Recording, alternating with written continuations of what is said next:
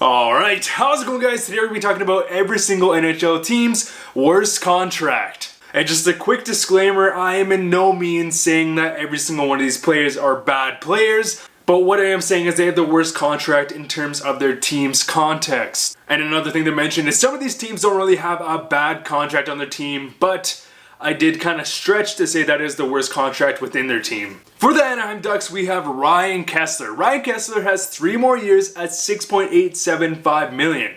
Of course, Kesler was once a great Forward Selke winner. However, those days are gone and we are seeing a big drop off. This past season he had 8 points in 60 games. And for $6.875 million at 3 more years, that is a very steep price to pay for Ryan Kesler. For the Arizona Coyotes, and again, Arizona is one of those teams that doesn't really have a bad contract, but I put Derek Stepan. Stepan is one of those players I can see having a big bounce back season next year, especially with the acquisition of Phil Kessel. I can definitely see him having a 60+ point season, but based on his 35-point production from last season, I do believe he is currently the worst contract on Arizona. For the Boston Bruins, we have David Backes. Now, David Backes is signed for 2 more years at $6 million. He put up 20 points last year. He still does play a decent defensive game, but again, the Backes contract has aged very poorly. For the Buffalo Sabres, we have Kyle Okposo. Now, Kyle Okposo is signed for $6 million for 4 more years with a modified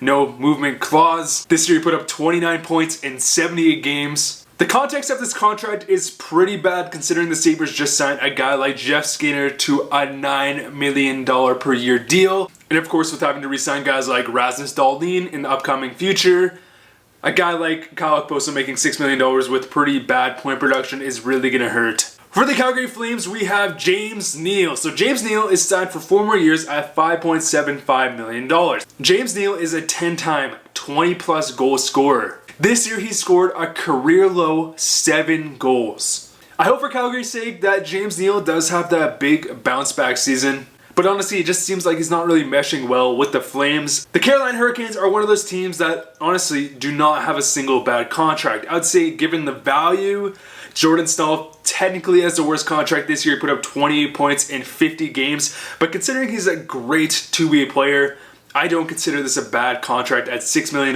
for 4 more years. Not an amazing value, but in no means a bad contract for Jordan Staal. For the Chicago Blackhawks, we have Brent Seabrook signed at $6.875 for 5 more years. Seabrook was once, part of the backbone that led the Blackhawks to 3 Stanley Cups, which is why he got paid. However, he has been in a steep decline at 34. This year he put up 28 points in 78 games. Not a horrible production, but this contract, considering it has 5 years remaining, is just going to age very poorly.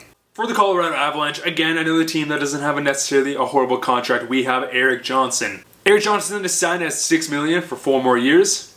This year he put up 25 points in 80 games. Johnson is an all-around decent defenseman. I don't believe he's worth the $6 million, but not a horrible contract, but in my opinion, the worst contract for the Colorado Avalanche. For the Columbus Blue Jackets, we have Brandon Dubinsky, who's getting paid $5.85 million for 2 more years. This past year, he put up 14 points in 61 games. Just not great production. Hopefully, he can turn it around. But for the Blue Jackets' sake, who obviously just lost Panarin, Matt Duchene, and obviously Bobrovsky, they're definitely not going to be hurting in terms of cap situation. For the Dallas Stars, we have Martin Hanzal, who's getting paid $4.75 million. He had 2 points in 7 games this year and only 10 points in 38 games last year. Another player that's seeing a very steep decline. For the Detroit Red Wings, we have Justin Abdelkader, who's making $4.25 million for 4 more years. Not a bad player, he's a good player to have in your bottom 6, but for $4.25 million for 4 more years, that's pretty steep. This year, 19 points in 6 goals in 71 games. Not a great value, again, for $4.25 million. For the Edmonton Oilers, we have the notorious Milan Lucic, who's getting paid $6 million for 4 more years. This year, 20 points in 79 games. Lucic is still a great physical presence. However, his production has really gone downhill. And for the Edmonton Oilers, who obviously don't have good scoring depth, Lucic is definitely one of those pieces that is really weighing them down. Literally weighing them down. For the Florida Panthers, we have the newly signed Antoine Stralman, signed at $5.5 million for 3 years. This might be a bit controversial. This year, Stralman put up 17 points in 47 games. Stralman is not a bad defenseman by any means, but he's definitely seen far better days. Given that his play has been going downhill for the past couple years, Being signed for 3 more years at 5.5 is really going to age poorly. However, Florida is a team full of exceptional contracts, especially obviously Barkov being signed at $5.9 million, who's a guy who just put up 96 points last year. For the LA Kings, we have Jeff Carter. Now, Jeff Carter is making $5.25 million for 3 more years. This year is 33 points in 76 games. Jeff Carter, again, was a great player that led the Kings to winning multiple Stanley Cups, which is why he got paid. But he's definitely another one of those players that has been obviously declining very steeply. For the Minnesota Wild, we have the notorious Zach Parise, who signed at $7.5 million for 6 more years. And obviously this was the original contract that was 13 years, $98 million. Obviously signed alongside of Suter. Parise really did have a great bounce back season this year, putting up 61 points in 74 games, but just the term of this contract is just absolutely insane. Parise is already 34, has a full no movement clause, and the fact that it's 7.5 for 6 more years, Parise is really going to be getting paid, and it's obviously causing the Minnesota Wild to be stuck in this weird zone of mediocrity where they aren't able to rebuild because they got Suter and Parise, but they aren't able to contend because they have obviously 2 huge contracts. For the Montreal Canadiens, we have Carl Alzner. Alzner is getting paid $4.625 million for 3 more years. Alzner put up 1 point in 9 games this year and 12 points in 82 games last year. He is really going downhill. This year he got sent down to the AHL for 34 games and put up only 6 points in those 34 games. Alzner is definitely someone for the Canadiens that they want to forget. For the Nashville Predators, we have Kyle Turris. Kyle Turris is getting paid $6 million for 5 more years. He had 23 points in 55 games last year. Kyle Turris isn't a horrible player. He's someone I can see having a decent bounce back season. However, it's going to be pretty interesting to see what they do with Kyle Turris. I doubt he's going to be at third line center making $6 million a year, being that they just signed Matt Duchene to an $8 million deal. For the New Jersey Devils, we have Corey Schneider, who signed at $6 million for 3 more years. Corey Schneider was once considered a potential franchise goalie playing for the Vancouver Canucks. His play has really been on a constant decline. But with the Devils' rebirth of so much talent, that being Jack Hughes, obviously, PK Subban, I would love to see a big bounce back season from Corey Schneider. For the New York Islanders, and the Islanders are a team that don't have any horrible contracts, but I do have Andrew Ladd, who signed at $5.5 million for 4 more years.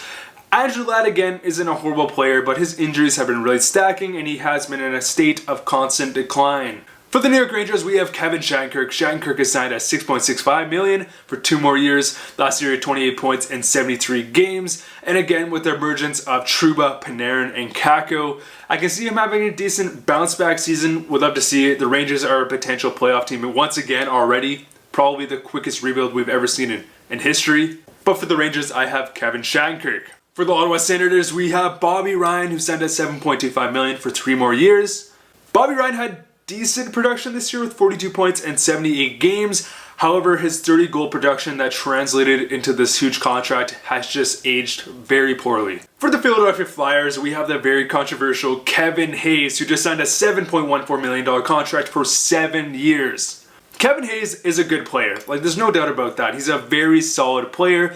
I don't know if he's first-line talent, but he's definitely a very good top 6 forward. Last season, he had 55 points in 71 games. But honestly, guys, Philadelphia doesn't have any horrible contracts. The Kevin Hayes contract does seem steep, but I mean, it's not horrible. If it was like 6.5, 6 million, people wouldn't be really saying anything. But it's just the fact that it's above 7, which has been really throwing people off. But hopefully, Kevin Hayes can live up to his contract. For the Pittsburgh Penguins, we have Patrick Hornquist, who signed at $5.3 million for 4 more years. This past season, he had 37 points in 69 games. Not a bad player whatsoever, but his play has been on a decline. And it's just going to keep going downhill, and this contract is just not going to age well. Now, for the most controversial contract of this whole video, we have the San Jose Sharks.